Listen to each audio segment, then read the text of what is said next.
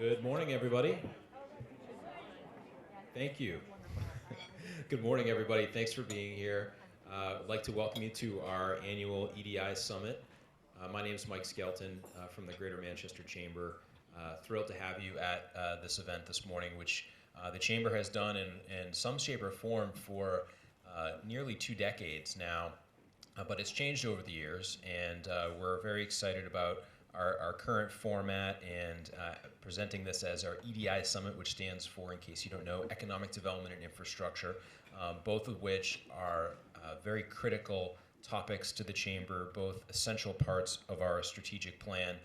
So we're excited to have a great program today that is going to touch on a number of what we think are really the most pressing issues, projects, initiatives, pending things happening in our community across our region that touch on those important topics. And I have to say, looking at the program this year and the variety of speakers that we have, I thought it was really came together well, really exciting. And as always, hope you're going to leave here today having learned several new things and also have the opportunity to engage and ask questions. So throughout the morning, as our speakers are presenting, please feel free to jot down some questions, catch my eye, and I'll be sure to recognize you because we want to make this an interactive program as well. We do have a busy program, so we're going to get to that quite soon. But before that, I just want to welcome a few board members, special guests, recognize our sponsors. Without our board of directors, the work of the Chamber really would not be possible. We're incredibly fortunate to have a highly engaged board that guides the Chamber staff and our organization. So I'd like to take a moment just to recognize them. Joining us from our board this morning is Preston Hunter from Ekman Construction, who's the chair of our board, Diane Fitzpatrick from the Boys and Girls Club, Dylan Cruz from TF Moran, Kim Roy from the Doubletree, Mike Harrington from Harrington and Company, Nathan Sauer from Bellwether Community Credit Union, who's our vice chair of our board, Dick Samuels from McLean Middleton, Tom Malafront from Manchester Boston Regional Airport. Give a hand and welcome to our board this morning. I'd also like to recognize and thank all of our sponsors this morning, without whom programs like this and the work of the Chamber would not be possible. Their support allows us to put on events and programs like this throughout the year, but also sustains all of the work the Chamber does in the community with our various policy committees or different initiatives and task forces that are working on things like economic development and infrastructure. So I want to recognize our sponsors. Our presenting sponsor this morning is TD Bank. Our panel sponsors are Oracle, Factory on Willow, Nixon Peabody, and Cambridge Trust. Our snack break sponsor is Manchester Boston Regional Airport. Ted and Tom, thanks for the refreshments later this morning. Our corporate sponsors are Granite State Credit Union, BAE, Macy Industries, Hoyle Tanner, and Amoskeag Industries. And our coffee bar sponsor is TF Moran. Dylan and the team at TF Moran, thank you for keeping us caffeinated this morning. So again, I'd like to thank all of our sponsors, especially TD Bank as our presenting sponsor, for their support. If we could give them all a round of applause, that would be great.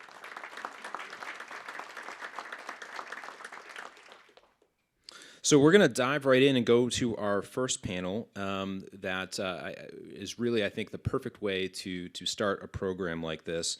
And our first discussion is titled By Land or By Air. We have two key leaders when it comes to economic development and transportation infrastructure in our state joining us this morning to share some updates on their areas of responsibility. There's a lot happening in both of their spheres.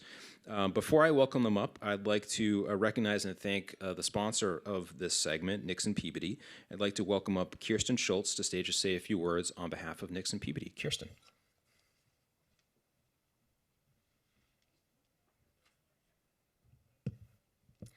Good morning. My name is Kirsten Schultz. I'm an attorney in Nixon Peabody's Manchester office. We're happy to partner with the Chamber for this summit this morning and to sponsor the event, and we're glad for the chance to tell you about Nixon Peabody.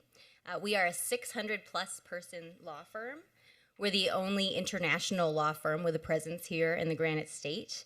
And whether our clients are local, national, or global, we bring world-class corporate and litigation teams to businesses to help them succeed. With only 15 attorneys here in our Manchester office, we have a nice, comfortable, small firm atmosphere, but with access to big firm resources, and that combination is really unique among New Hampshire law firms. The attorneys in our Manchester office are all rooted here in the state. We've all made conscious decisions to live here, work here, and raise our families here, and we care really deeply about giving back to our communities. In fact, our Manchester office has year after year led the entire firm in pro bono hours and pro bono service, and that's an achievement that we're really, really proud of.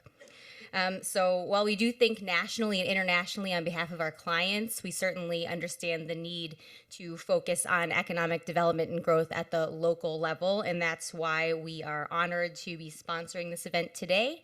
And we all look forward to hearing some insights from Commissioner Sheehan and Mr. Kitchens about New Hampshire's transportation assets. Thanks a lot.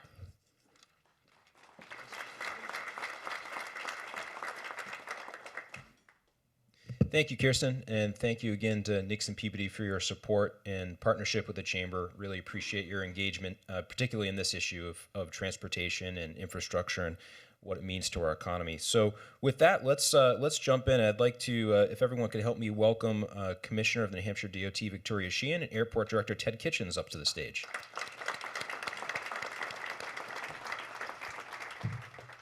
While they're getting seated, I'll give a quick preview of the format here. We're going to kick it over to Ted first to give a little bit of overview on the airport, and then hand it over to Commissioner Sheehan to give an overview of what's happening at DOT.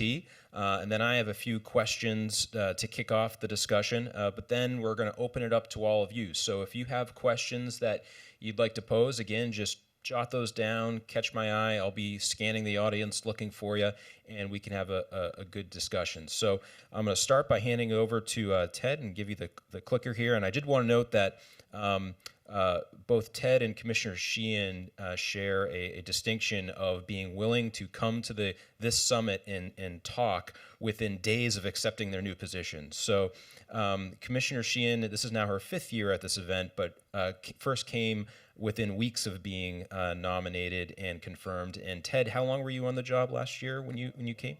1 month. So he's back this year and has a lot of great updates to share with us. So Ted, take it away. Thank you, Mike, and it is a real pleasure to be here again. And thank you for the invitation to talk about my favorite subject, which is the airport. Since I took the position, and I guess a little over a year ago, the staff has done a tremendous amount of work, and I'm very pleased with their level of effort and really understanding and quantifying the problem that we're facing. I mean, I think it's well documented and well publicized, the 13-year trend that we've been on. But talking about it and is not going to get the results that we all need. So we need to understand, what the problem is and quantify that problem. So we've had a very strong emphasis on analytics, and I want to share some of that with the group here today. But it all begins, and for all of our organizations, it all begins with having a clear mission, a clear vision, and then aligning your strategic objectives and your roadmap or strategic initiatives towards an end goal, towards an end state. If you don't do that as an organization, whether you're for-profit or nonprofit, then it's my belief that you're just flotsam on the water. You're just kind of floating around. All right, I guess my time is up. Thank you very much. Yeah, flotsam. That was the word of the day. All right, so I'll just project. Can everybody hear okay until we get this figured out? Are we live? Okay, good. There we go. All right, so let me kind of present to you what I think the mission of the airport is, and I think this is true of any airport. Just substitute your locality. The mission of any airport is to connect people, but the key word that we use in this entire mission statement is exist. It's not to provide. It's not to do. We exist. Our fundamental reason for being here is to connect the citizens and businesses of New Hampshire to the global economy. So as Mike said, we are a facilitator in economic development, but we are also a recipient of the economic development that's going on in the community. So we're a facilitator between you and business opportunities, between you and loved ones. between you and new and wild experiences that you may want to have throughout the world. And we're going to do this by having a clear vision of providing a best-in-class guest experience through embracing relevance, innovation, sustainability, and engagement. So those 4 words make a very unique, aviation-centric, and not surprising acronym called RISE. And so we can change those 4 words into action statements. So we're going to increase our relevance to our customers and region. We're going to embrace innovative approaches in the way that we conduct our business. And that doesn't just mean technology. That could be the way that we are doing business. I mean, there are many different customer touch points. Technology is certainly one of them, but there are procedural touch points. There are marketing touch points that we have throughout the customer's journey throughout the airport. So how can we be innovative in those ways that we're reaching our customers? And then increasing our financial sustainability by reducing our airline operating costs, and then hopefully through innovation and sustainability and understanding what our customers want by becoming more relevant to them, we change the attitudinal measurement, which is relevance, to the behavioral measurement, which is engagement. So hopefully we'll see more alignment between attitudes and behaviors by increasing the engagement of our customers with our brand. Right now, we don't see tremendous alignment between stated attitude and observed behavior. I hear all over the state, everywhere I talk, I love flying out of the airport, but I can't find a flight, or I can't get to where I want to go, or the price is not right. So the stated attitude is I like flying out of the airport, but those observed behaviors, everybody's getting on the road down to Logan. So each of those 4 strategic objectives have 22 supporting strategic initiatives. There's one thing to have a strategy, but you better have good tactics in order to achieve that strategy. So I just want to kind of give you an example of some of those strategic initiatives. So that, like underneath relevance, we have one of our initiatives as being to identify and understand our core audience within 25-mile radius of the airport. What are their needs, expectations, and patterns of air travel? An example of a strategic initiative under innovation is to increase non-aeronautical revenue generation by providing new service offerings. Now my time's up. This is awesome. So, like going to corporate reserve travel or parking spaces. I mean, wouldn't it be nice if a corporation could reserve a block of guaranteed parking spaces in the parking deck? So again, that's going to need to take some technology, some investment by our parking operator, but slowly we'll get to that point. Sustainability, increase our non-aeronautical revenue to $7 million a year to decrease our cost per employment and increase our competitive position. So I would like to give a shout out to Lou Elgazabal. Lou, stand up and raise your hand so everybody can see you. Lou is our new Assistant Airport Director for Properties and Contracts and is doing a phenomenal job in increasing our non-aeronautical revenue. So if anybody wants to build anything near the airport, go see Lou. Lou will help you out. And then engagement, educate our customers on our destination offerings. So one of the things that we are about to launch is an ability for you to go to flymanchester.com and you could go into an interactive map. Let's say you want to go from Manchester to LA. You can type in MHT LAX and it will show you in real time all the different routes, all the different opportunities for you to get to LAX, and then also the total travel time to get to LA out of Manchester. So then you can click on that and it will take you to the airline of your choice. So I want to share with you some of the insights that we're getting. So one of the things that we've done is partnered with the University of New Hampshire Survey Center as part of their Granite State Quarterly Poll. And we have calculated what's called the Net Promoter Score. And for those of you who are not familiar with the Net Promoter Score, that is now considered the golden predictor of customer loyalty and future profits for a company. It was created by Bain & Company just down the street in Boston and is used by overwhelming majority of the Fortune 500 companies. And it's usually one question, and it goes something like this. How likely are you to refer brand X to your friends or family members? Sure, we've all had that question asked of us after we've purchased something or experienced a service offering. And what the Net Promoter Score, how you calculate it is if you give a score of a 9 or a 10, you're considered a promoter. If you give a score of 0 to 6, you're considered a detractor. If you give a score of 7 or 8, you're neutral. Now, how many of you think 5 on the 10-point scale is neutral? I bet you most of us would consider that to be neutral, but in the Net Promoter Score, you are actually a detractor to that brand. So we calculated those that have used MHT and those that did not use MHT for 3 different survey waves so far with the UNH Survey Center. And you can see our Net Promoter Score is a plus 51, plus 48, and plus 50 for those that have used Manchester. So let's just call that a plus 50 right now.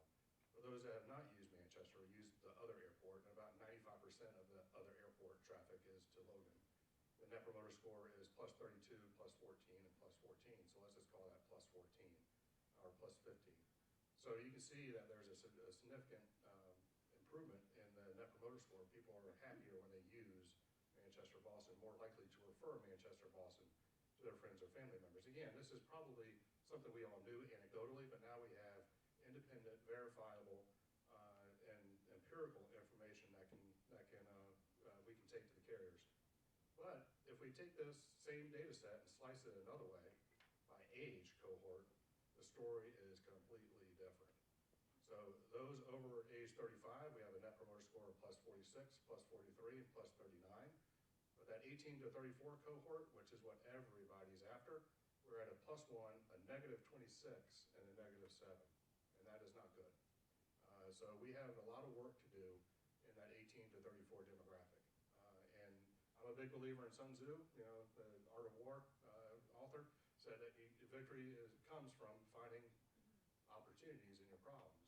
So this is a problem that we have as an airport. We got to find that opportunity to turn that cohort around and understand what they are looking for in terms of their travel needs.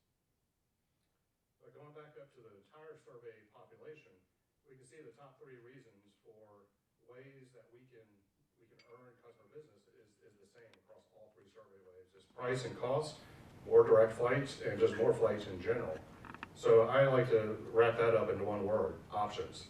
That's what we hear a lot. I need options out of Manchester. Number 5 reasons kind of flip-flop between the survey waves, but more airlines and carriers is number 4 in the first wave and the last wave, and then location and proximity of the airport to their home is the 5th reason.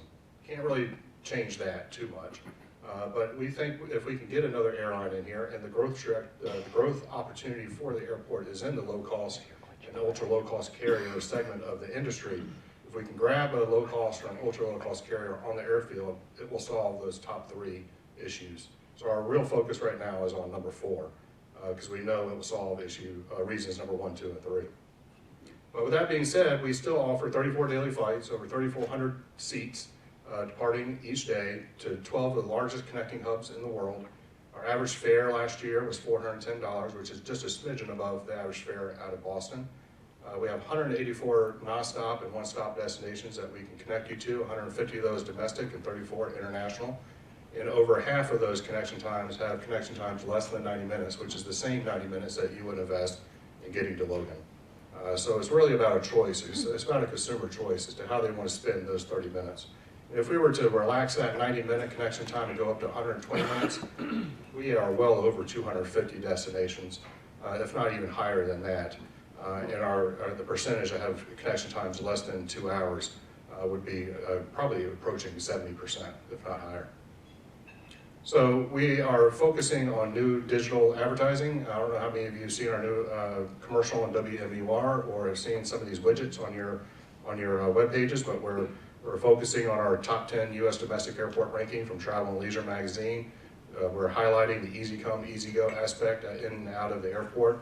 And then these 2 on the right are more digital advertising and on digital billboards on 93 heading down to Boston, but also in the several select T stations about how adventures await, but you don't have to. So how can you help me and help the airport? I end all my presentations with this. I begin with my strategy and I end with a call to action. Number 1 is vote with your keyboard.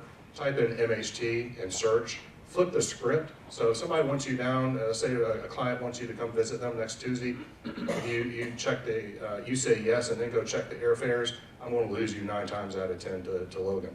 But while you have them on the phone, check the airfares and say, no, I can't get there next Tuesday, but next Thursday I can get there, because you see a fare that works for you out of Manchester, and then see if that works for your client.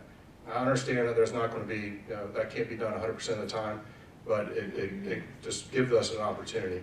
book early, tail lights or runway lights. What do you want to see out of your window? We would like to see runway lights versus the tail lights on 93. You can get the fare you need out of Manchester, but you got to book early. Don't wait till the last minute. Examine the travel habits of those and your business partners. If they're coming in to do business with you in the state, ensure that they're using Manchester, Boston, and then be an advocate and fly local. We like to think that we're the Main Street shop, and Boston is the BJ's, or the Costco, or the Sam's Club, or even the Hannaford or Market Basket. And we're the Main Street shop. So keep those dollars local and fly local. So thank you very much.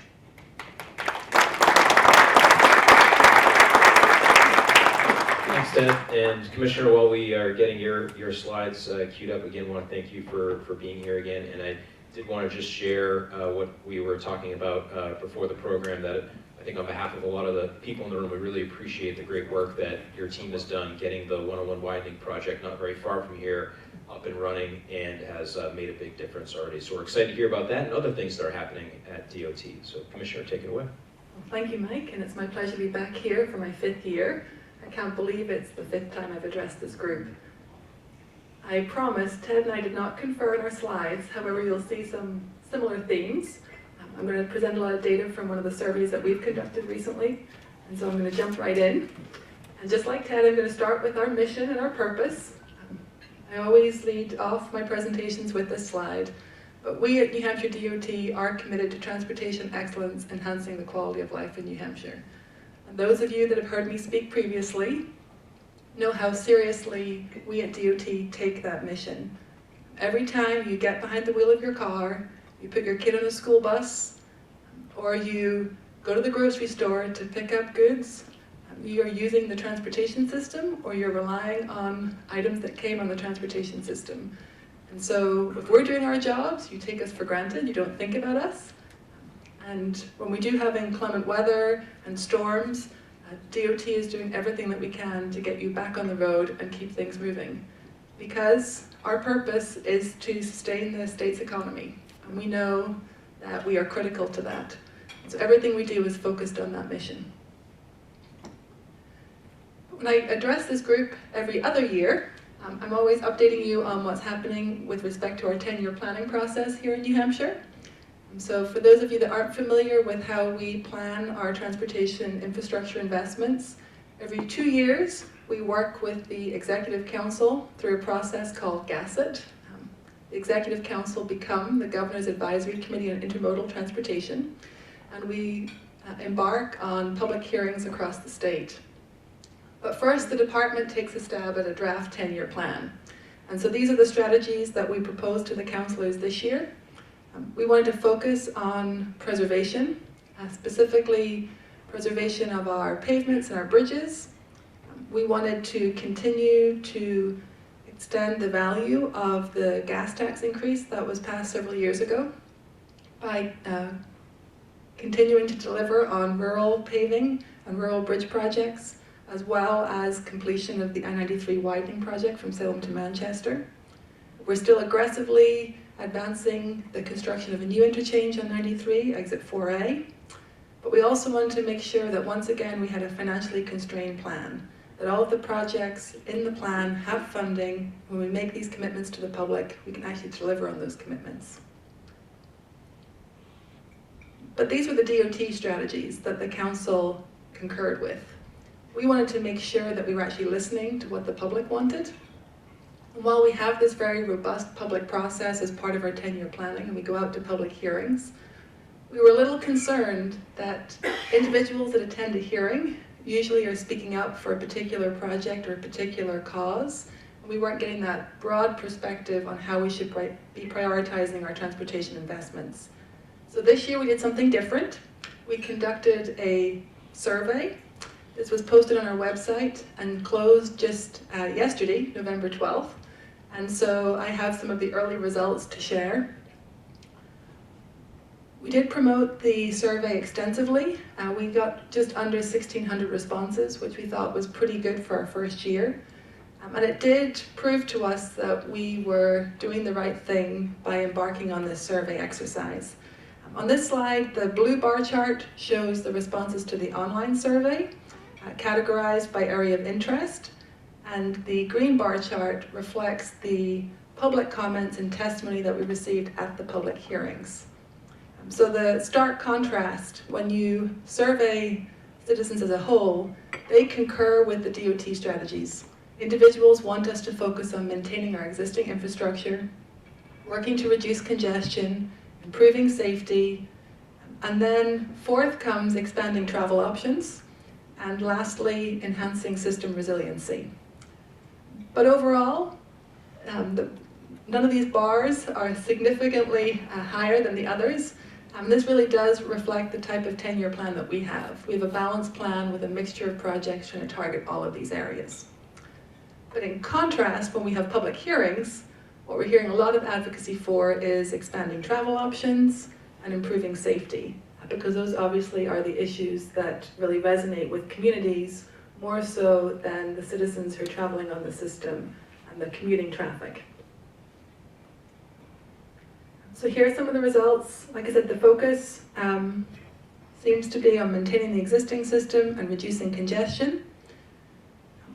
We did ask people to rate on a 5-star system all of our different highway assets and different highway issues.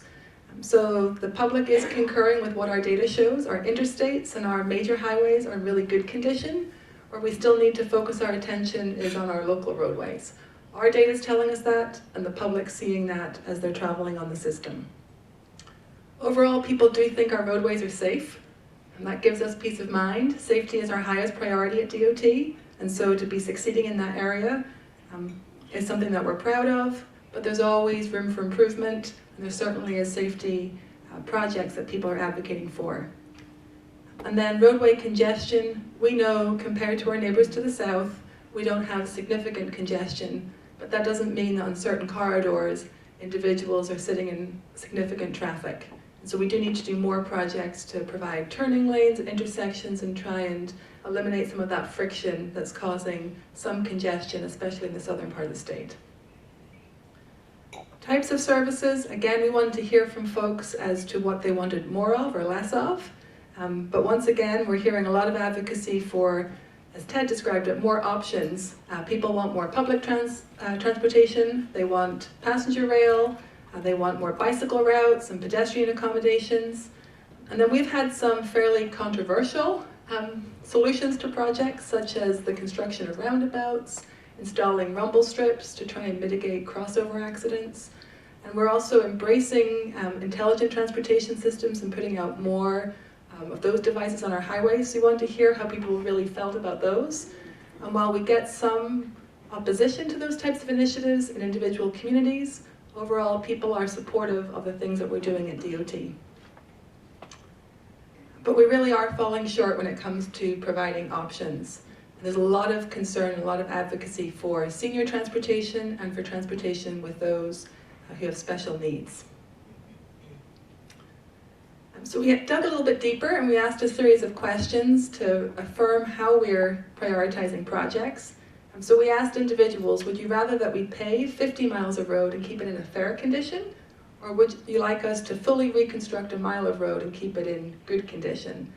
Because dollar-wise, that's what it equates to. We can do a little bit on a lot of roadways, or we can fully rebuild a smaller segment of the system. And once again, people concurred with our strategy to keep extending the value of the dollars and give every citizen a little of relief in their community. This was an interesting one for us. We've been very focused on how to provide additional bicycle and pedestrian accommodations as part of our roadway projects. Overwhelmingly, we're hearing a lot of advocacy for more off-road connections. We also asked a lot of questions about demographics and how you're using the system. While people primarily use their car for commuting, when it comes to the weekend and recreational use, a lot of individuals want to be able to walk and bike on off-road recreational trails. And that is something we've now heard through the survey as well as the public advocacy. Unfortunately, the legislature did pass a bill this session to fund a rail trail study, and so the department's embarking on that effort. We had already been working on a pedestrian and bicycle plan to look at our on-road connections, but now we know we have to shift gears and also focus on the off-road facilities as well. Safety, again, we were asking folks, do you want more of our routine type safety improvements, more signage, better line striping, etc.? Or do you think we should be doing more to invest in intersections and address safety concerns at those types of locations? And we're hearing pretty mixed response to that. So once again, I think we have to do a little bit of everything, but certainly people are advocating for individual projects in their community where they recognize a safety concern. So what does this all boil down to? So this is a very busy chart. When we go out to talk about our 10-year plan, we also have to talk about the colors of money and how we pay for our transportation investments. But ultimately, this is a $3.9 billion 10-year plan. Primarily, our funding is coming from the Federal Highway Administration, and so about 75% of the investments are roadway improvements. But this is a multimodal plan. We spend a lot of time discussing those roadway investments because there's so much more money to prioritize. But we are investing in our rail system, our public transit system, as well as in the airports. But what does this 10-year plan bring compared to the last 10-year plan? So we are currently working under the 2019 to 2028 plan. That is the department's roadmap. We only work on a project if it's in that plan. And this new 10-year plan would be from 2021 to 2030. So we're basically shifting things 2 years and adding 2 more years worth of projects. It ends up being about a $176 million increase in investment. We're going to spend about $50 million more on pavements. We're going to spend about $119 million more on bridge work. We have about $34 million more to spend at airports. And we're working to prioritize those projects. And then we're also going to be spending more on our roadsides, specifically on the turnpike system. But outcomes is what people care about. And so we're in really great shape between now and 2025, 26. We've been very fortunate. I talked about the gas tax increase. In addition to those dollars, when there was one-time general fund surplus, the DOT is not typically a general funded agency. We rely on highway funds primarily. We did also receive money for redless bridges through HB 1817. And so all of this additional investment has meant that our pavement condition is going to be the best it has been in a long time and will be sustained through 24, 25. Unfortunately, once we start to pay the debt service on I-93, we won't have the capacity to do quite so much paving. And so that's where you see a decrease in condition. But for the next 5 years, we're in great shape. It's a similar kind of story on the bridge side. Once again, unprecedented investment has meant that we've been bringing that number of redless bridges, our structurally deficient bridges, down. And we're going to hit a record low, we believe, in 2026, again, because of that additional investment. And while the number is going to creep up, even by 2030, the redless number is projected to be lower than what we were anticipating 2 years ago when we did the 10-year plan. So certainly we're working with the legislature to talk about long-term funding for transportation, but we are very appreciative of the support of the governor and the legislature and the additional dollars that we have received to help us play catch-up when it comes to the condition of the infrastructure. And then lastly, I just want to touch on this advocacy for bicycle and pedestrian facilities. A lot of people go through our 10-year plan and they don't see either of those 2 words and think that we're not investing and supporting active transportation. We discovered that we've been doing a really bad job of telling our story. We've actually integrated bicycle and pedestrian accommodations into our highway design process. So every project we're looking for opportunities to improve accommodations for all users of the roadway. That can be something really small, like changing a lane width and providing a wider shoulder for better bicycle accommodations, or it can be dedicated bicycle pedestrian bridge as part of a major project. And so as we went through the public process and we heard this advocacy, we started to try and articulate how much we're truly spending on those types of facilities. And so in this 10-year plan, we're going to spend $174 million on active transportation, both between our 46 individual projects that are in the plan and then through all of our programs that are federally funded and commit dollars to things like transportation alternatives and congestion mitigation. So I'm happy to take your questions. Thanks, Commissioner.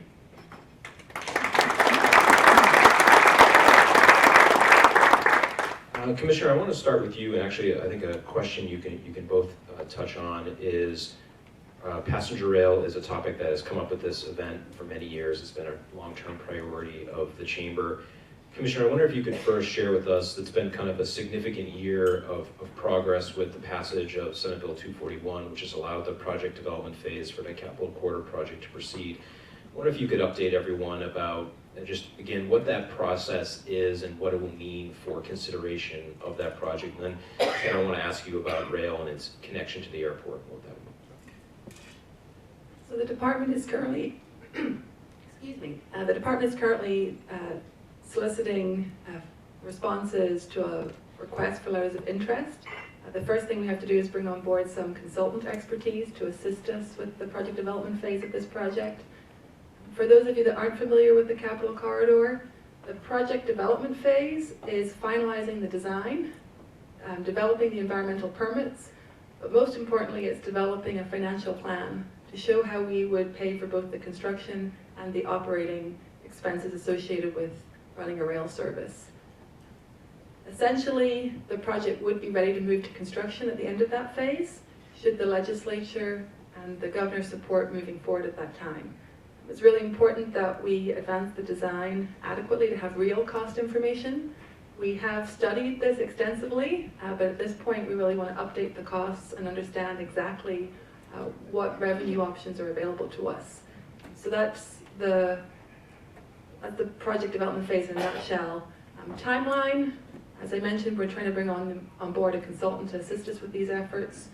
We've also been working with federal partners, with the Federal Transit Administration. We've had numerous conversations with them already about how we could prepare this project to compete for some of the grant opportunities that may fund the construction. And then of course we've been starting our conversations with the MBTA, who would likely operate the service based on the relationships that have been established previously. So we are actively working to get the consultant on board, but also in parallel trying to do some foundational work so that once we have that team selected, we'll be well positioned to accelerate the project development phase. Ted, from talking with you about this project and its potential, I know one thing that is important to you is the location of the rail station in relationship to the airport. So could you just talk about, from the airport's perspective, as we are entering this different phase of planning for passenger rail, what's important to the airport to make sure that this maximizes potential impact and value to you and enhances your offerings? Right, and I think the current location, which I believe the airport stop is sitting on the other side of the Merrimack River from the airport, needs to be revisited. I know that's a monkey wrench in the financial plan, so I do apologize for that. Because I think it really needs to be closer to the airport. The investment in the Everett Turnpike and Ray Resort Boulevard, we really don't have a connectivity issue between the local communities and the airport. We have really good connectivity. So I think if we interject a requirement for a passenger to take a bus to get up the hill to the airport, you may see a lack of ridership to that stop. Whereas if we can bring the stop up the hill closer to the airport and make a physical connection between the stop and the terminal building, I think that might be a little bit more palatable to the ridership. So I would like to maybe see if we can revisit some of those ideas if there's an opportunity to do so. But generally, when it comes to rail, as I said in my comments, we are both a facilitator and a recipient of economic development.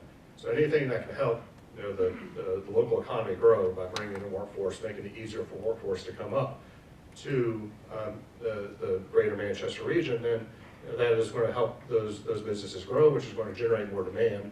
But I caution everybody to remember that trains go both ways.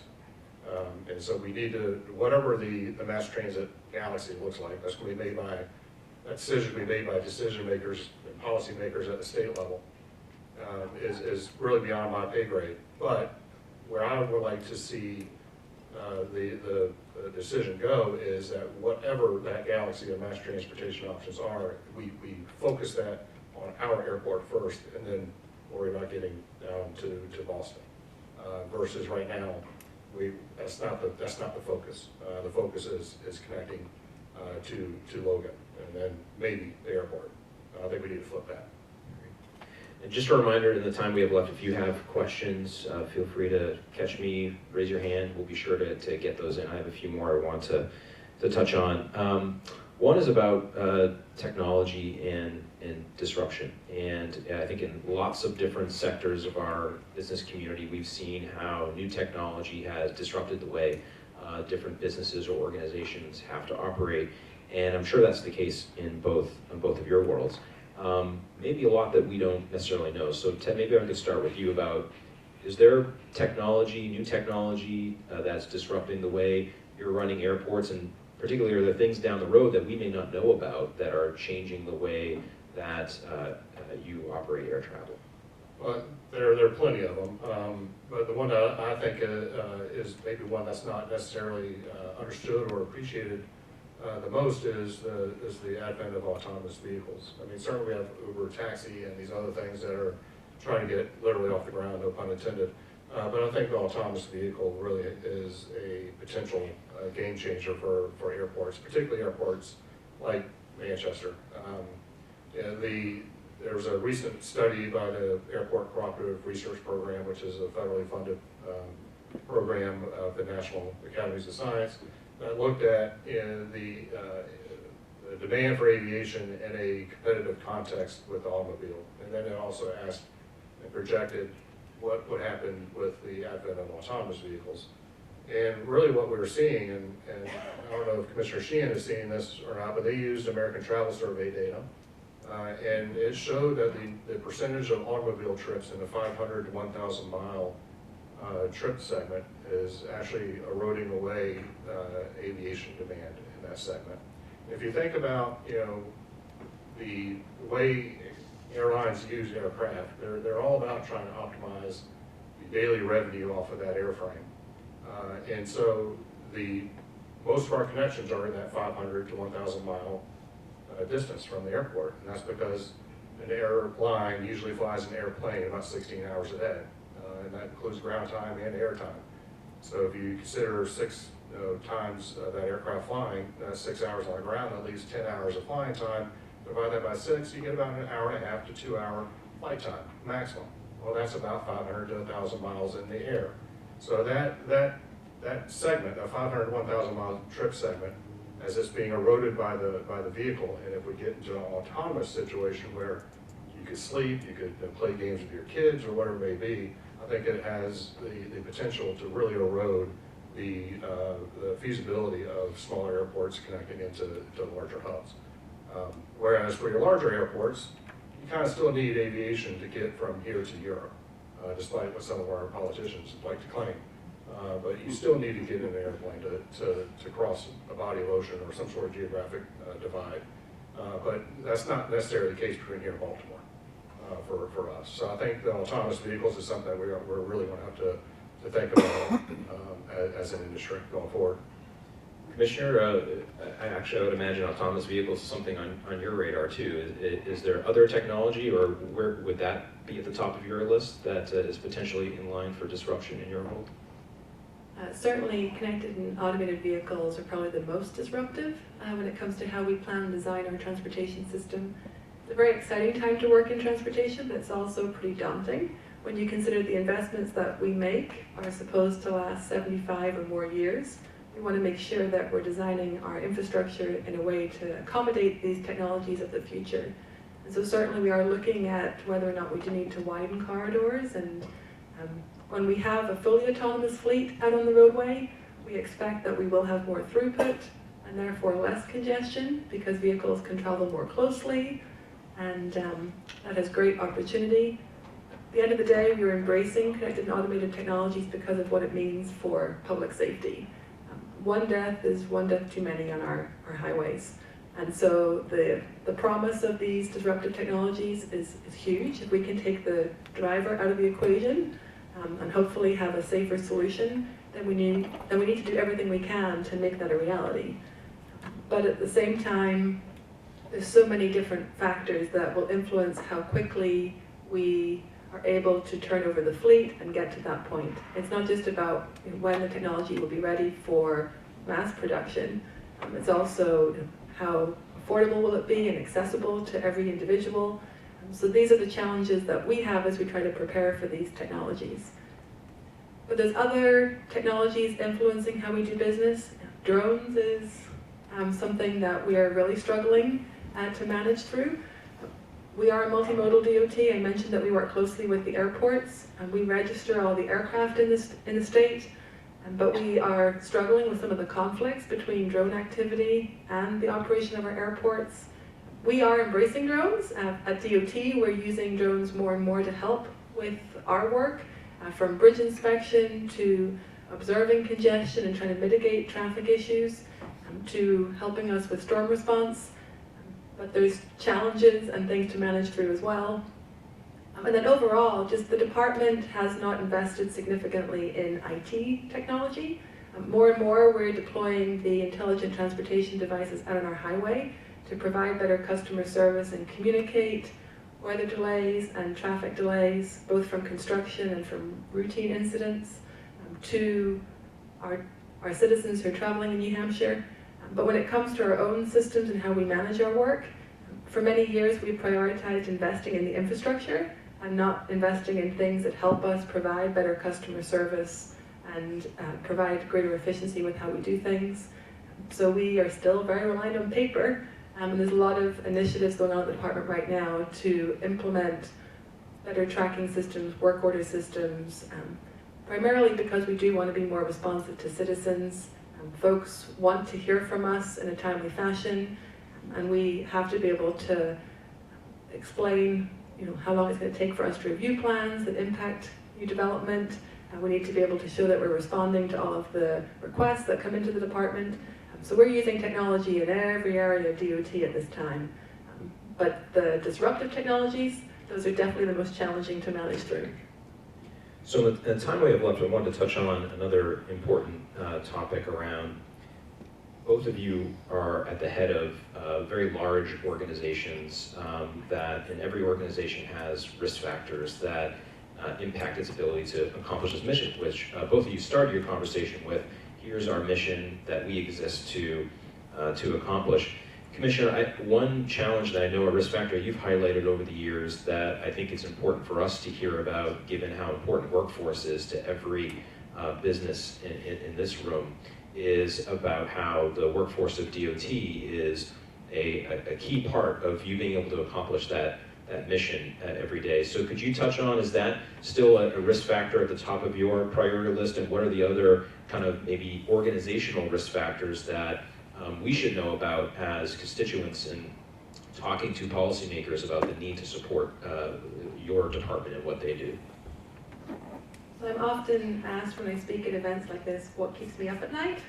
And definitely the age of our workforce is one of the primary concerns. It was my number one concern when I became commissioner 5 years ago, and it continues to be the primary concern. We are very fortunate at DOT. We have many individuals who have given us 30 or 40 plus years of service. And as those individuals leave the workplace, we have to make sure that we're onboarding that next generation of DOT workers. And I mentioned the lack of technology at the department. We don't have systems for a lot of our assets. We rely a lot on the boots on the ground and that institutional knowledge. And so that's still one of the focus areas for me as commissioner, to make sure that we're onboarding people appropriately and that we're getting people the training that they need to be successful. And our jobs are changing as we prepare for connected and automated vehicles, as we embrace a lot of these intelligent transportation systems.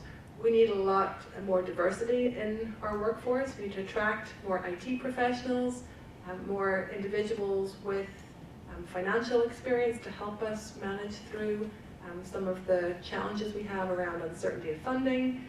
And so if you're passionate about contributing to society and you care about transportation, chances are we have a job for you.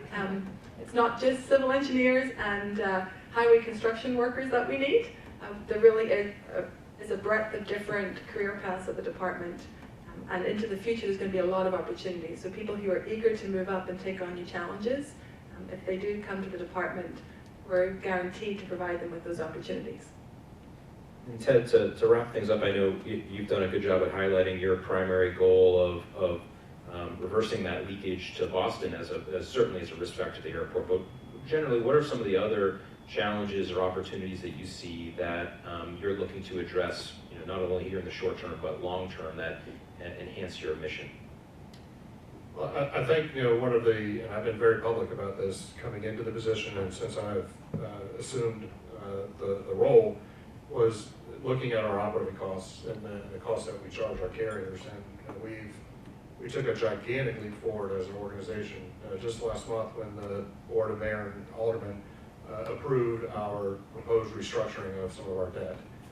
And when that gets fully baked into the rates and charges in about 3 to 4 years, that's going to reduce the operating costs that we pass along to the carriers by about 30%. And it will make us one of the cheaper options out of the 3 airports that we benchmark ourselves against, which is, of course, Logan and Providence and us. So right now, that can't be said. So there'll be a added value to the airlines that are looking to grow their brand into the New England region for choosing us, because our operating costs will be lower than they would be if they went to Logan or into Providence. So I think that's on the short term something that we've done to help change the atmosphere or the environment for air service development. Because at the end of the day, like I said earlier, our growth trajectory is into that low-cost and ultra-low-cost carrier segment. So it's the Spirits, it's the Frontiers, the Allegiants, the JetBlues of the world. And that is something that they are very conscientious of, is the operating costs. By their very nature, they're ultra-low-cost carriers. It's not cost of use, their cost that they're concerned about the most. And going forward, I share Commissioner Sheehan's concern about the workforce. We're living in the era of big data and IoT, and data is the new oil, as they like to say. And it needs to be, that requires a different type of workforce. And we're blessed to have a very tenured workforce. But at the same time, we've been holding our costs steady as an airport for the past 10 years, and an opportunity to keep that cost that we pass to the carriers as low as possible. So we've suffered with 25% vacancy rates, and now we have about 30% of the staff that's eligible to retire in the next 5 years. That's what keeps me up at night as well. And then how are we going to find those employees, and where are they going to live?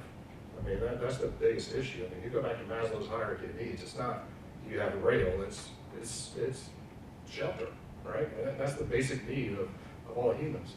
So we can do all we want in terms of offering these different opportunities to get people, but if they don't have a place to lay their head at night, they're not going to come work for us. So I think that workforce housing is a big issue for us going forward as a state. But not just workforce housing, just affordable housing across the entire spectrum. Getting those employees, getting the right skill sets, understand how can we future-proof the airport, knowing that the skills of today are not necessarily going to be the same skills and the same types of classifications that are currently there, working within a city context as well, where we have to get Board of Mayor and Aldermen as well as Human Resources approval to help change some of those competencies that are in the job classifications and specifications. It's going to be something that is going to take a little time for us to work through, but I think it's important for us to think about it. And we at the airport are starting to do that, at least identify what those core capacities are going to be needed going forward, so that we can identify the talent and then hire them on. Commissioner Sheehan, Ted Kitchens, thanks so much for being here this morning. I really appreciate you guys sharing your insights.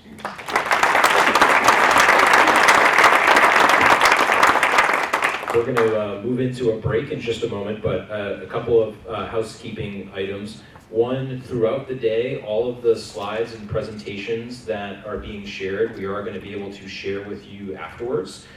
So that'll be emailed to you or posted afterwards for you to be able to check out. There's lots of good information in there. And we have a great segment coming up next with Business and Economic Affairs Commissioner Taylor Caswell, who's going to be talking to us about transforming economic development, all the exciting things that are happening at the state level on economic development. So stick around for that. We've got several more great segments coming up throughout the morning. Next, we're going to go into a snack break sponsored by the airport. Thank you, Ted. So if everyone wants to take a quick 10-minute break or so, refresh the coffee, grab some more refreshments, we'll be back here and kick it off with a segment with Commissioner Caswell. Thanks, everyone. And if everyone could take their seats, we're going to get started. We've got another great session about to kick off.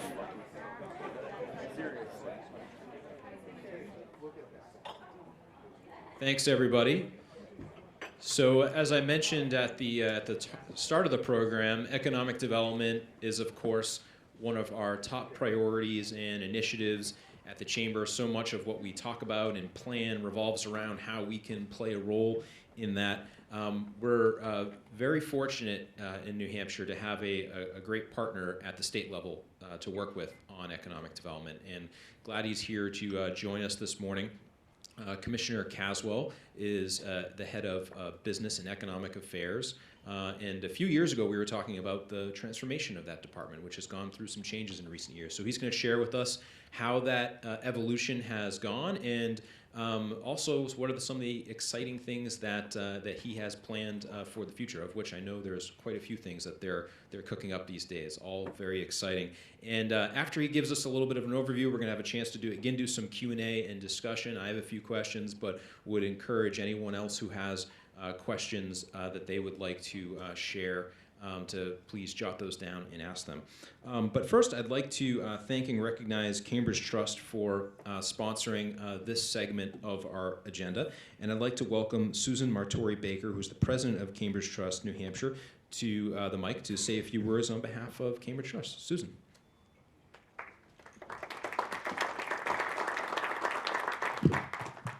I'm a little shorter than you.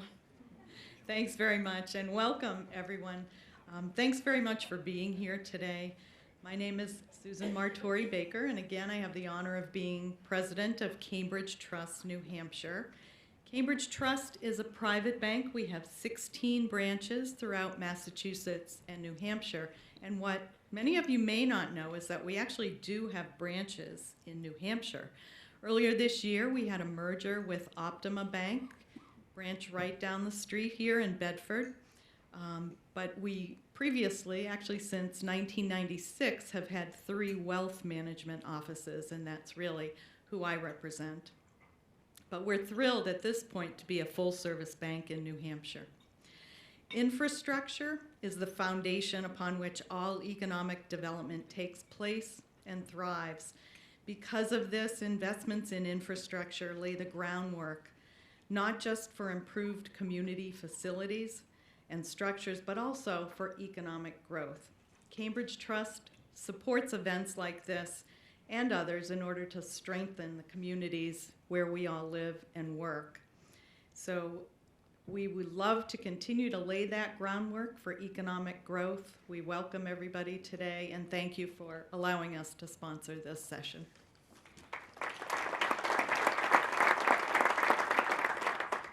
Thank you, Susan. Thank you to Cambridge Trust. And with that, Commissioner Caswell, thank you again for being here and for your support of the Chamber. And we always like to see all the projects you're working on here in Greater Manchester, and look forward to continued partnership. Commissioner Caswell.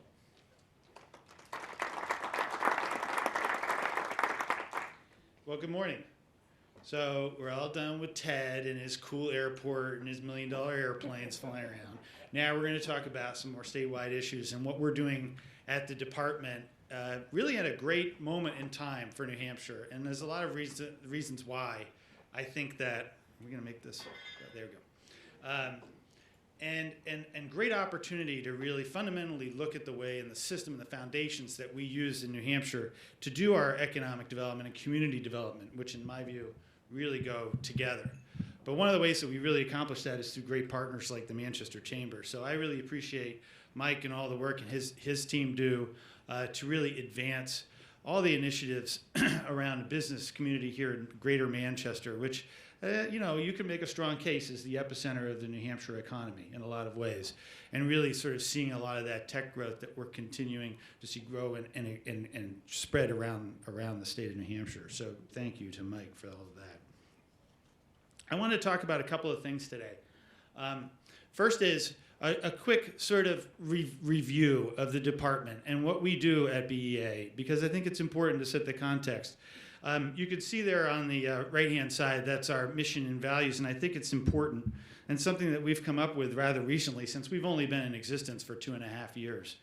On the top there, you see that we really want an economy that provides prosperity balanced with New Hampshire's grandeur.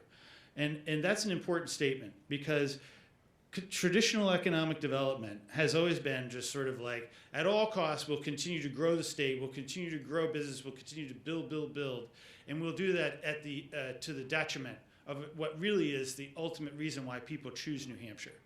And that's our natural resources, that's our access to the outdoor recreation activities, access to the beautiful North Country and the White Mountains and the Lakes region and the seacoast and all those things. So all of this has to be done in a way that has a recognition that that is the ultimate strength of the state. And we can see that whether you're talking about actual movement and geographic location of people, or you can also see that just in the data and in the surveys and what we are using to drive a lot of our marketing and a lot of our strategies. But within the department, we do all the state's business retention and expansion work. So companies that are looking to expand or come to New Hampshire, we work with them. We have a team of people who do that work. We have our workforce development activity, which right now is right at the top of the list. That should be right above business retention and expansion. And it, I think, traditionally has been part of business retention, but we've been very deliberate about moving that out of that and making it its own specific segment for a lot of reasons, which I can talk about in a minute. But workforce, people. That's the human capital is really what we're looking to be able to expand and to find new ways to make that type of an investment in the ability for employers to continue to grow and come to New Hampshire. I put the Outdoor Recreation Industry Development Office here. This is a new thing that the governor signed as part of the budget in September. This office is an interesting, another sort of manifestation of how we're seeking to modernize the way that we do economic development at the state level. This office is not yet, we haven't filled the position of director yet. The idea here is, as I said before, when you think about what is it that New Hampshire has that is an appeal and then makes it, improves the ability for a business to recruit individuals, for a state to recruit people, for people to come here to visit, to recruit students to come to New Hampshire. A lot of and you recognize the fact that our target population for almost all of our activity right now is a younger population, the millennial generation and younger. You start to really see that the data connects on the outdoor recreation piece. And it's something that we have in droves in New Hampshire.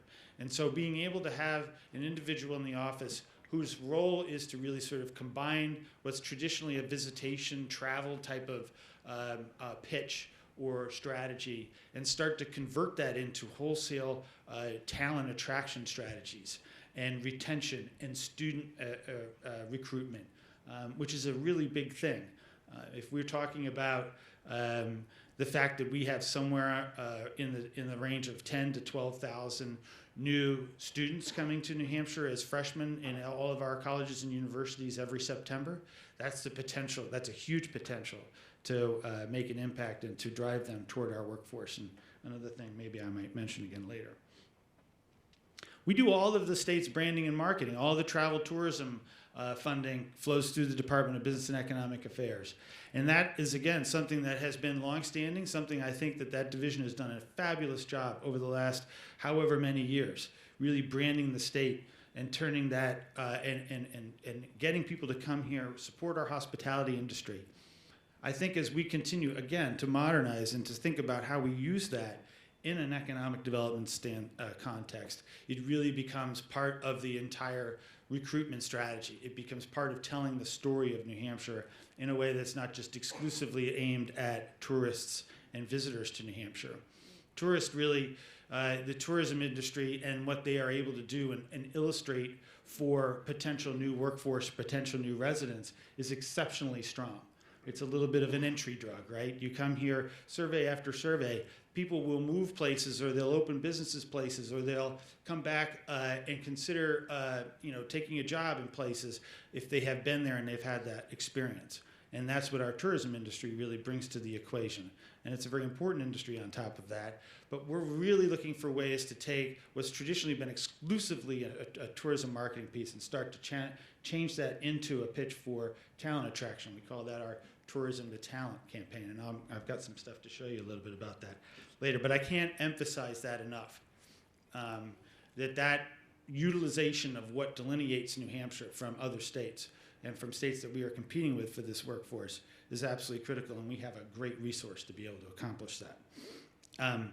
And then we operate Commissioner Sheehan's visitor centers and welcome centers that she and her department own around the state, and we manage those. And it's another opportunity for a touch point at the entry points for people into New Hampshire.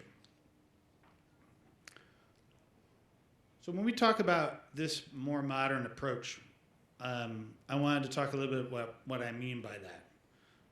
So an old school approach to economic development would be that we would sort of have a couple of people in our office who would go around, find some businesses, maybe do some mailers, maybe do some cold calls to companies that we think are going to be able to have operations in New Hampshire, and we would work with them over the period of a couple of years to be able to accomplish that. Or we might do some work around, in difficult times, working with employment security to fund retraining programs and the like. We've sort of taken that approach and sort of put it over in the corner over there. We still do a lot of that activity. We do it much differently now. But we're taking a far more holistic view of what economic development is in New Hampshire. And by that, I mean, you think about all the things that impact the economy of a community, the economy of a state. And it's more than just whether or not you have, different types of employers in your community or in your state. It's all about what it is that you're doing to get those companies, get those people to come to your state, to have a good experience in the state, to get them to understand that there are certain definitive and delineating factors around what New Hampshire offers as a state, and piling that all together into issues like I was talking about workforce development and marketing and partnering with operations like the airport and our universities to think about how are we creating a place where people want to live and work? Because in the end, that's really what it comes down to. And on top of that, here we are sitting at a moment in time where the New Hampshire economy is literally on fire. I mean, we've been under 3% unemployment since 2015. I mean, 3% is basically seen in the economic world as full employment. So we've been at that level since 2015. Actually underneath it. We've been hovering in the 2.4, 2.5 range for the last couple of quarters. We have labor participation rates that continue to go up despite that. We have lots of really interesting data that's starting to flow through, but we're seeing a lot of growth in a time where we have all of these challenges, but the challenges, we wouldn't have them if our economy was really bad. I mean, if nobody wanted to come here, nobody wanted to work here, nobody wanted to open business here, nobody wanted to employ people here, we wouldn't have these types of issues. So it's incumbent on us to deal with them, but at the same time, we need to do it in the context of how do we build a sustainable economy? How do we build the economy in a way that when we do sort of start to see that dip, because it will come. I mean, there are no straight lines in economic development. We don't see solid straight up lines. It's going to ebb and flow. And, who knows what's going to happen. But here we are right now where we have an opportunity to make the economy more sustainable. And so when you look at the holistic approach, a more modern approach to economic development, it gives you a little bit better viewpoint and perspective on how you can accomplish that. Knowing and exploiting your market. This is a big one because, and this is again something that we are able to do because we have that marketing function within our department. But again, maybe the older way would be put up ads in the newspaper, billboards, whatever, and get people to wherever they are to consider New Hampshire. Well, that's sure, great. But we know, I think in a lot of ways, who and what type of individual is going to be attracted to New Hampshire. based on all the sorts of data that you can pull down these days on different types of people, how they interface with our marketing strategies, what we can tell from them, and where they are, and who they are, and how old they are, and what they would really like to be able to accomplish based on their likes and all sorts of other things. And this is something that this isn't just magic little pixie dust. This is actual real data, and we need to focus on who those people are. Top line, you have to like winter, right? So if you don't like winter, New Hampshire is not going to be a really good place for you. But if you can get over that hurdle, or Novemberary, we're calling it now, right? If you can get over that hurdle, there's lots of opportunity. You've got a community for everybody.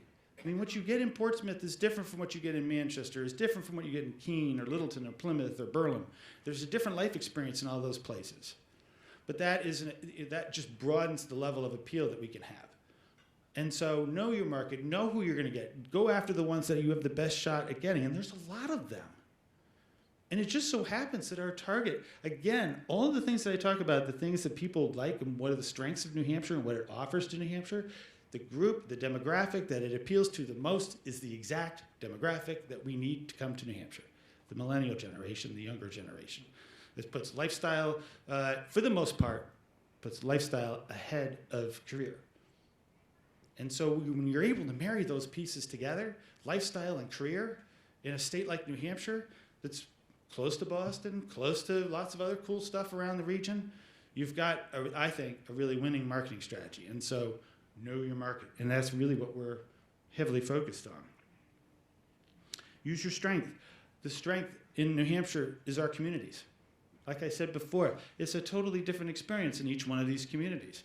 And when you start to take that, and what's great about the communities and the individuals and the physical layout and what they offer for different people, but you start to think about what is it about community that is so appealing to a lot of people. It's the collaboration. It's the fact that people can work together to make something good happen. Manchester is a beautiful example of this right now. There's just so many people who are so dedicated to seeing the best things come from to Manchester. And when you see that happening, you can feel it, right? You can literally feel that happening. And there's so many communities where that's happening. And so using that model to set up a system on the state level that supports and makes that economy more sustainable by using the collaboration, by looking at who we are partnering with, who's our stakeholders, who are all the people that are doing all these things, how can we build the organizational infrastructure of economic development in New Hampshire in a way that represents the very strength of our economy, which is our community, and the collaboration that comes from that. So everything that we're doing is really sort of modeled in that way. And I feel like it's having some impact. And when we talk about having, I mentioned Ted earlier, I don't think we go a week without Ted and I talking about something, whether it's a business that needs to have some access, or we want to do this new route, or we want to do some cool new art stuff down at the airport to really prove to the people that are coming here about what a great community and how creative we are in New Hampshire and how technologically based our economy is, just sort of first impressions. These are things that are conversations that are happening across all sorts of leadership levels in New Hampshire that, I mean, honestly, I haven't seen. I've been around a while. I haven't seen it like this in quite some time. And so again, based in that community. And then, of course, trying to be prepared for what's next. When we heard Commissioner Sheehan talking about disruption in the transportation and infrastructure area, well, it's not limited to just transportation and infrastructure. There's disruption happening everywhere. And we're talking about I think it all comes down to right now for us is that human capital, building pathways for individuals, being able to demonstrate for employers that are thinking about expanding or thinking about moving to New Hampshire, and being able to demonstrate to them that, yes, look, see, we have a pipeline for that type of individual coming through our K-12 system, through CTE programs, whether it's community college or university system or community college system or whatever it might be, that we have a way to be able to do that. We've set up some really interesting programs, and we've been involved with one over in Keene for precision optics manufacturing, where you've got this great partnership between businesses, employers, and university, the Keene State, the community college system, the state, and the local people. and all coming together and try to link those pieces on something that's really sort of, it's not small, but it's not a huge segment of our employment community. But it's a perfect example of the ability that we have when we take that community approach and we have that ability to bring people together in leadership positions and make these things happen. We can do that. That's another thing that we can do that other states have trouble with. We develop these things called sector partnership initiatives. I need to come up with a new name for that because it sounds very bureaucratic. But the idea is something I talk about all the time, which is the triangles of, to expand a technologically innovative and emerging technology type of industry in New Hampshire. And that's, the points of the triangle are university system, academic centers, employers, and policymakers on whatever level, state, community, local, whatever it might be. But if you think about all the things that can operate within that triangle to develop a workforce that, quite frankly, our workforce is about to cross the 50% level in high technology and emerging industries. We're about to cross the 50% threshold. So more than 50% of our workforce right now and going into the future is going to need to have that level of training, that level of understanding, that level of knowledge and expertise, which is not a bad thing. It's not a bad thing because those are jobs that are high-paying jobs and they create investment and they create, they bring companies, when they have companies expand, they're willing to make those investments. So the Sector Partnership Initiative is really an opportunity in 5 specific high-growth sectors to be able to get those people talking with each other and get real programs developed that are based on the needs of the employer, not just some great policy initiative that the state comes up with, but based on what the employers need in that sector, and being very specific, detailed, customized in the development of curriculum, in the development of programs, in the development of support, whatever it might be. But I think that they're very powerful tools, and maybe something that we could expand beyond just high growth sectors, but be able to sort of grow sectors that are not quite at that category yet. But that's another one. And then, of course, automation. You can't talk about economic development and workforce without talking about automation. And what's the impact of all that going to be? We already have more jobs than we have people. So in a lot of ways, maybe we ought to start looking at automation as a way to increase productivity of the workforce that we have. Increase the ability for businesses to be able to grow and be able to make investments and be able to produce and be able to fill the orders that they all say they can't fill right now because they don't have enough workforce. But if we think of automation as a way to expand the productivity, we'll be able to, you're not going I think that we're going to have to really spend a lot of time drilling down as to what exactly the impact of the automation will be in the industries that we're seeing growth. It's going to have different impacts in different types of industries. But I think that there's some legitimate policy initiatives that we could be thinking about as this continues to sort of roll on. And I get the benefit of going around to different employers all around the state and seeing the types of automation that's already in place, already happening, already being done. So that's another opportunity. And when you have a tech-based economy, you've got to figure a way to build that into your strategy.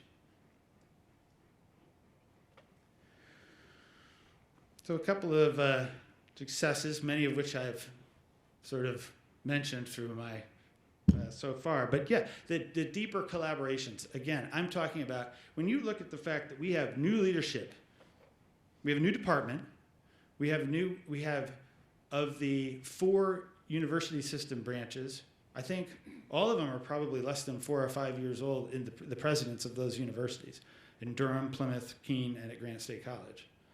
And there's interaction happening there that has not occurred in the past. There is partnership.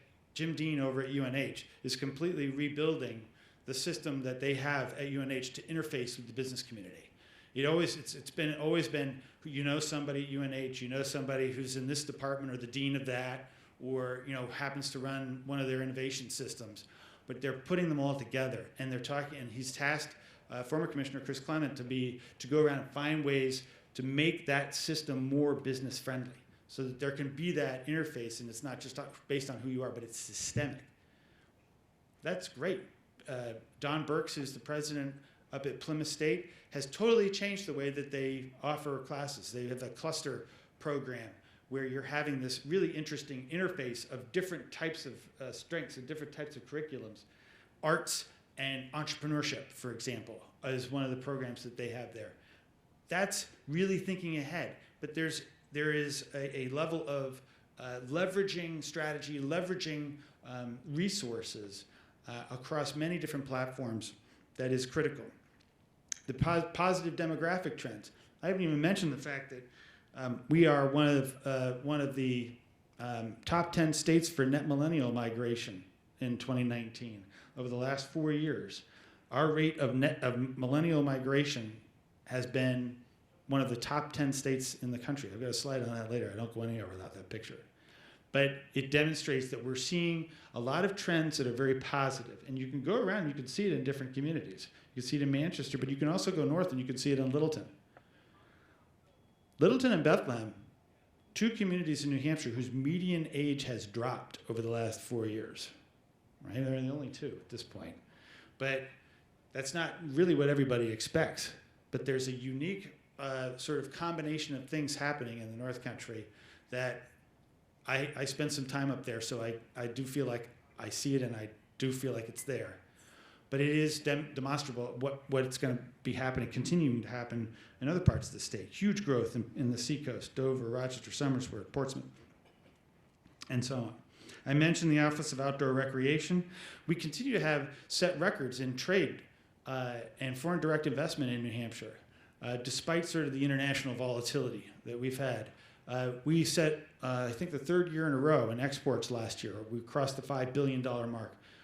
As of the September numbers, we were already at 4.7. So it looks like we're going to cross that line again this year.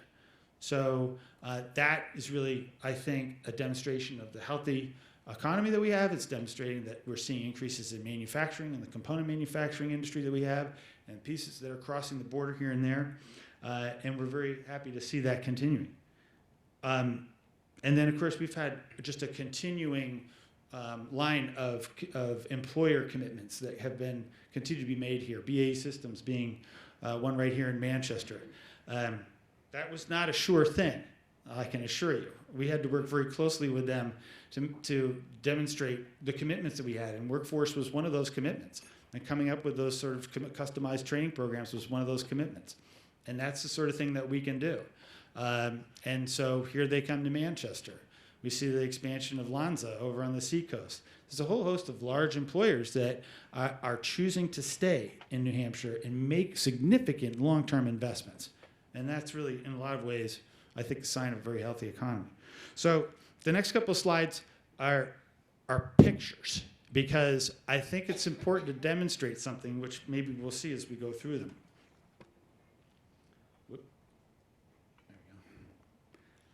Tax-friendly states.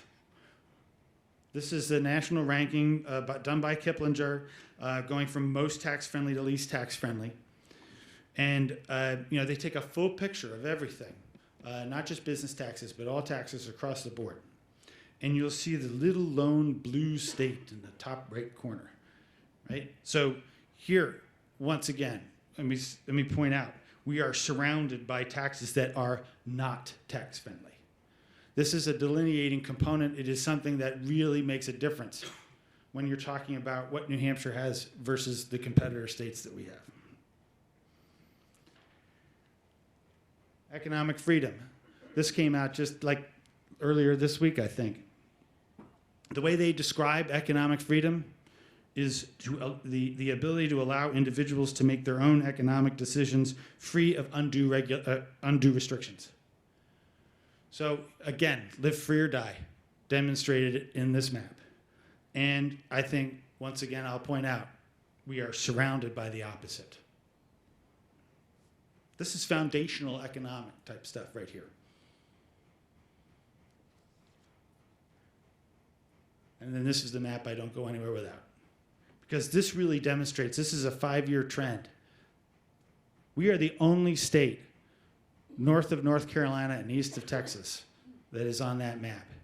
And there's a lot of, there's a lot of reasons why that is. I think a lot of it I've already discussed. But this is a legitimate trend. It is something that we need to grow and we need to be aggressive about to continue this. You have a window with that key demographic where they get to a certain point where they're going to end up somewhere and they're going to be located there for a long period of time. People don't move like they used to. but people are establishing careers, establishing a lifestyle, establishing themselves in a community. The target demographic has probably got a window of 5 to 8 years where those decisions are going to be made, and then, you continue on. But there's a great opportunity, and we want to continue this trend, and this is critical. This is something for the employment community to be very aware of, that this is not just the last 6 months. This is over a 5-year period.